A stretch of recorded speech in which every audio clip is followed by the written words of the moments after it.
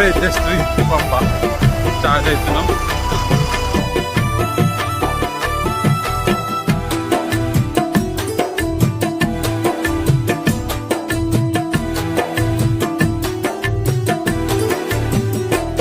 Just నువ్వు కన్నపల్లి గణపతి దగ్గర నుంచి దర్శనం కంప్లీట్ చేసుకొని స్టార్ట్ అవుతుంది.